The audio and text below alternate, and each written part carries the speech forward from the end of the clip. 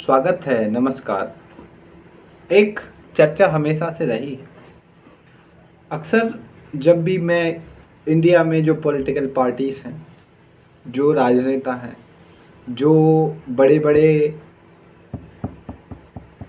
Maker हैं, या ये बोलूँ कि जो बड़े-बड़े चेहरे हैं,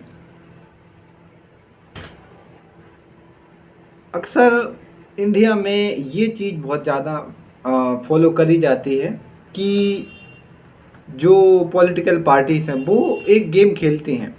कौन सा गेम? ब्लेम गेम या फिर कंपैरिजन गेम। हाँ, इसको हम समझते हैं कि ये क्यों और ये किस तरीके से राजनीति को प्रभावित करता है और ये कैसे लोगों की ज़िंदगी को भी प्रभावित कर सकता है, इसको हम समझते हैं। देखिए, इस चैनल पर हम ये कोशिश करते हैं कि हम किसी भी राजनेता का नाम ना लें, किसी भी पॉलिटिकल पार्टी का नाम ना लें, किसी भी धार्मिक रिलीजियस टेक्स्ट का या फिर धर्म का नाम ना लें। अगर ज़रूरत पड़ेगी तो हम संदर्भ के रूप में यूज़ कर सकते हैं, लेकिन हम जितना हो सके इन चीज़ों से दूर रहने की कोशिश करेंगे। चलिए समझते हैं। देखिए, हम यहाँ पर प्रतीक का यूज़ करेंगे। देखिए, प्रतीक मतलब चिन्हों का। एक ये पॉलिटिकल पार्टी है, एक बी पॉलिटिकल पार्टी है, ये आपको शायद दिख रहा हो। हाँ, तो आप देखिए, ये पार्टी अगर सत्ता में है, ये वाली, तो ये बोलेगी कि ये देखिए, इस पार्टी ने कुछ भी नहीं किया अपने शासनकाल में। अगर ये वाली सत्ता में है तो ये बोलेगी कि इसने कुछ नहीं किया अपने शासनकाल में। तो एक ब्लेम गेम हमेशा चलता रहता है। हाँ, अगर अभी आप देखें कि जो भी पार्टी सत्ता में है वो भी बहुत हद तक एक तरीके से अपने भाषणों में, अपने जो भी उनके प्रतिनिधि हैं, नेता हैं, वो भी जो दूसरी पार्टियां हैं, यही कहा जाता है उनके द्वारा भी कि देखिए आपने अपने शासनकाल में क्या ही कर लिया। तो एक ब्लेम गेम हमेशा से खेला जाया रहा है, बजाय इसके कि असल में होना ये चाहिए कि हमें मतलब नहीं है पिछले 50 सालों में क्या हुआ। हमारे जो भी कार्यकाल है 50 साल, 100 साल, 1 साल, 1 करोड़ साल में क्या हुआ, हमें इससे बिल्कुल फ़र्क नहीं। हमें मतलब है हमारे शासनकाल से हम कितना विकास कर सकेंगे, हम क्या हमारा जो टाइम पीरियड है उसको 100% यूज़ कर पाएंगे, या फिर हम बस ब्लेम गेम में ही जो हमें टाइम पीरियड मिला है उसको निकाल लेंगे और भ्रष्टाचार करेंगे, मोटा पैसा अपनी जेब में रखेंगे और बस ये दिखाने की कोशिश करेंगे कि हम तो दूसरी पार्टी की कमियां गिनाते हैं। उसने क्या किया, उसने अगर 10 किया है तो हम 11 भी नहीं करेंगे, हम तो ये दिखाएंगे उसने केवल 10 ही किया है। ये कैसी कैसी राजनीति है? ये किस तरीके की राजनीति है? एक राजनेता होने के नाते, अगर कोई भी राजनेता इस वीडियो को देखे भविष्य में, अभी तो कोई भी नहीं देख रहा होगा, आप मुझे ये बताइए कि ये किस तरीके का ब्लेम गेम है। आप बात कर रहे हो कि 10 साल पहले तो इस पार्टी ने ऐसा काम किया था और हम देखिए ऐसा काम कर रहे हैं।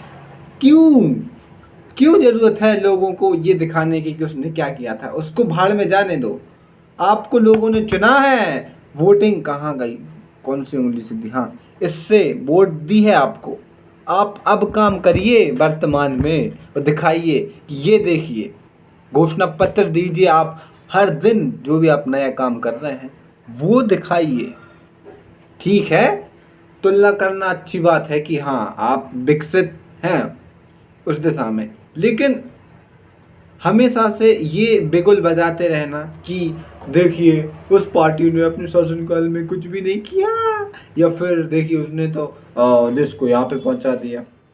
ये क्या है? असल मुद्दों पर बात करिए ना। असल जो चीज़ें हैं जो देश के लिए लाभदायक हैं उन पर बात करिए।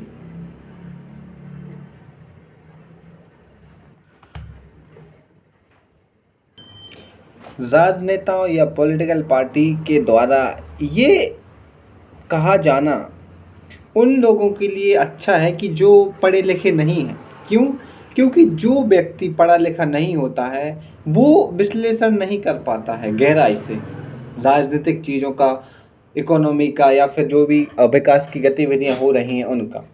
लेकिन जो व्यक्ति पढ़ चुका है, जैसे मैं पॉलिटिकल साइंस में मास्टर करके बैठा हूँ, अब मैं पीएचडी करने वाला हूँ, तो जो मेरी सोच का दायरा है वो बहुत बड़ा हो चुका है। अब मुझे ऐसा लगता है कि ये क्या हो रहा है, ये किस लेवल की राजनीति करी जा रही है। खैर, पर्सनल नहीं जाते हैं, हमने किसी चीज़ का भी नाम नहीं लिया। बस हम एक कटाक्ष करते हैं सभी पॉलिटिकल पार्टीज पे, सभी नेताओं पे, कि ये जो पॉलिटिक्स आप खेल रहे हैं, ये असल में कोई पॉलिटिक्स आप नहीं खेल रहे हैं। पॉलिटिक्स वही होती है कि जो कभी अपने शब्दों में ना आए कि हम ने ये कर दिया वो कर दिया, नहीं।